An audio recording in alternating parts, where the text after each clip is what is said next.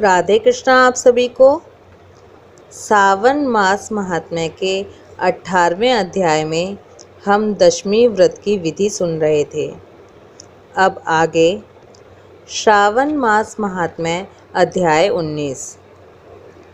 ईश्वर बोले, हे महामुने, अब मैं श्रावण मास में दोनों पक्षों की एकादशी तिथि को जो किया जाता है उसे कहता हूँ। हे वत्स, रहस्यमय, अति श्रेष्ठ, महान पुण्य प्रदान करने वाले तथा महापातकों का नाश करने वाले इस व्रत को मैंने किसी से नहीं कहा है। यह एकादशी व्रत सुनने मात्र से मनुष्य को वांछित फल प्रदान करने वाला, पापों का नाश करने वाला, सभी व्रतों में श्रेष्ठ तथा शुभ है। इसे मैं आपसे कहूँगा, आप एकाग्रचित होकर सुनिए। दशमी तिथि में प्रातः काल स्नान करके शुद्ध होकर संध्या आदि कर लें और वेद वेत्ता, पुराणज्ञ तथा जितेंद्रिय विप्रों से आज्ञा लेकर 16 उपचारों से देवाधिदेव भगवान का विधिवत पूजन करके इस प्रकार प्रार्थना करें। हे पुंडरीकाक्ष, मैं एकादशी को निराहार रहकर दूसरे दिन भोजन करूँगा। हे अच्युत, आप मेरे शरणदाता होइए। हे वत्स, गुरु, देवता तथा अग्नि की सन्निधि में नियम धारण करें और उस दिन काम क्रोध रहित होकर भूमि पर शयन करें। उसके बाद प्रातः काल होने पर भगवान केशव में मन को लगाएं। भूख लगने तथा प्रस्खलन, गिरना, ठोकर आदि लगना, इनके समय श्रीधर इस शब्द का उच्चारण करें। हे वत्स, यह व्रत मोक्ष प्रदान करने वाला है। अतः 3 दिनों तक पाखंडी आदि लोगों के साथ बातचीत, उन्हें देखना, उनकी बातें सुनना, इन सब का त्याग कर देना चाहिए। इसके बाद क्रोध रहित होकर पंचगव्य लेकर मध्याह्न के समय नदी आदि के निर्मल जल में स्नान करना चाहिए।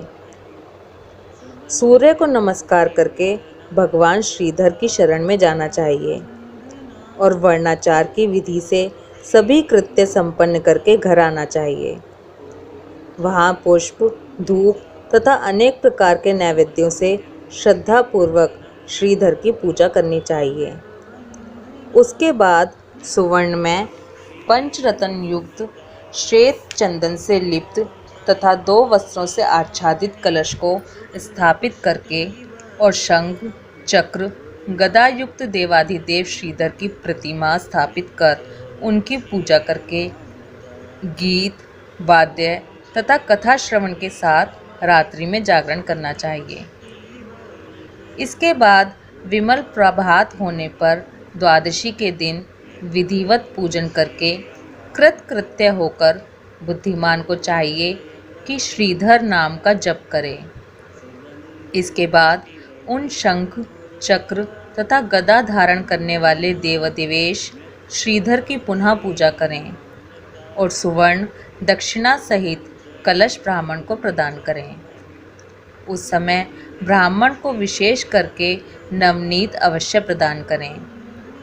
इस प्रकार प्रार्थना करनी चाहिए, भगवान श्रीधर, आज आप मुझ पर प्रसन्न हों और मुझे अति उत्तम लक्ष्मी प्रदान करें।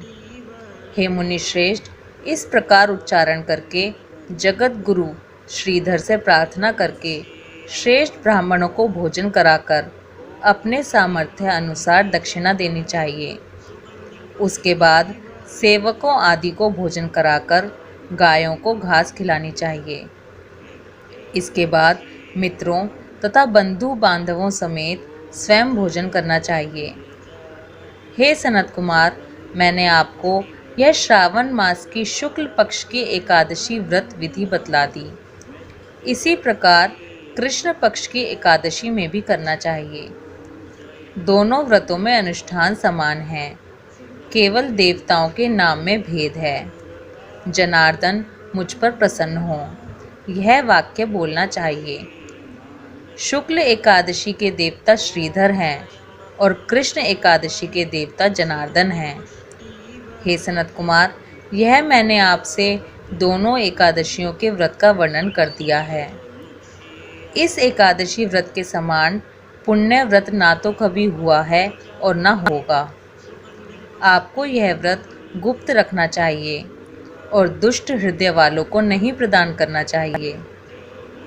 ईश्वर बोले, हे सनत कुमार, अब मैं द्वादशी तिथि में होने वाले श्री हरि के पवित्रारोपण व्रत का वर्णन करूंगा।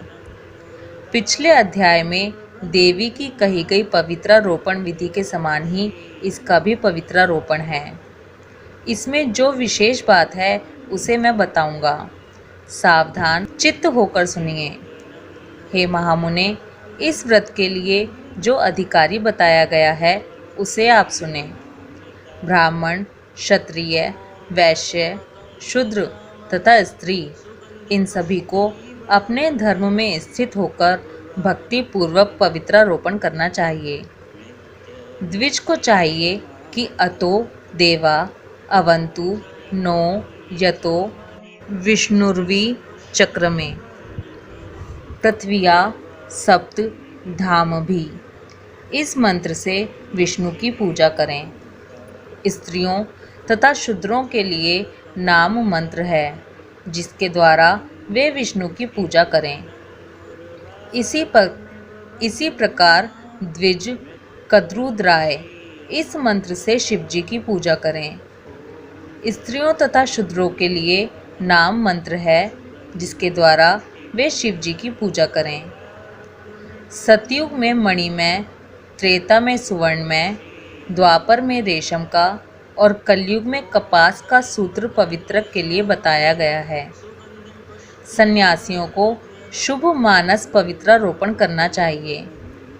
बनाए गए पवित्रक को सर्वप्रथम बांस की सुंदर टोकरी में रखकर शुद्ध वस्त्र से ढककर भगवान के सम्मुख रखें और इस प्रकार कहें, हे प्रभु, क्रियालोप के विधान के लिए जो आपने आच्छादन किया है, हे देव, आपकी प्रसन्नता के लिए मैं इसे करता हूँ।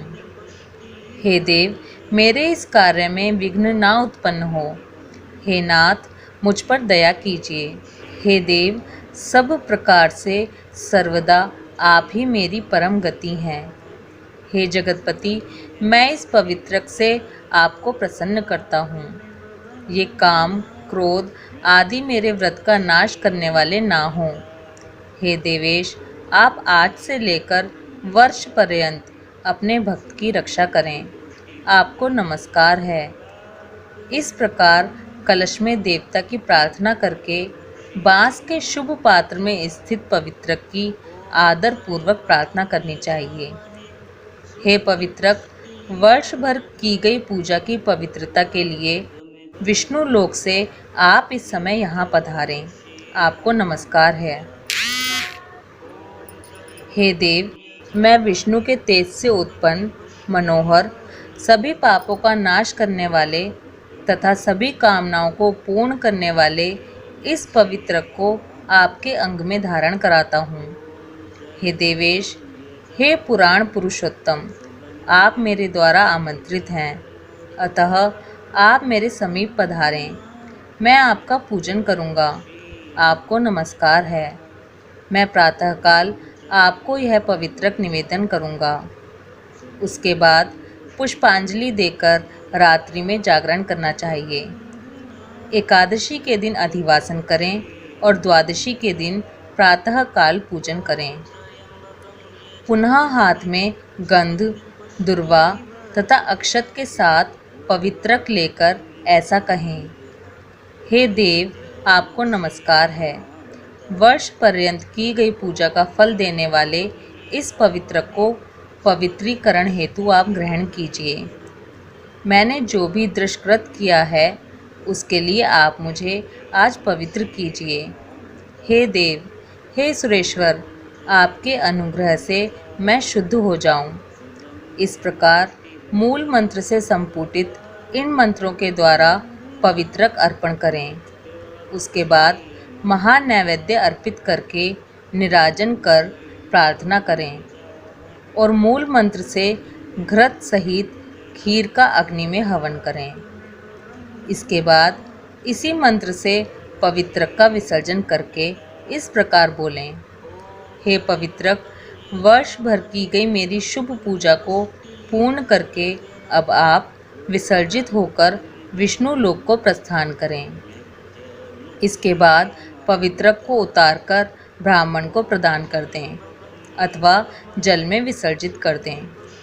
हे वत्स, मैंने आपसे श्री हरि के इस पवित्रारोपण का वर्णन कर दिया। इसे करने वाला इस लोक में सुख भोग कर अंत में वैकुंठ प्राप्त करता है।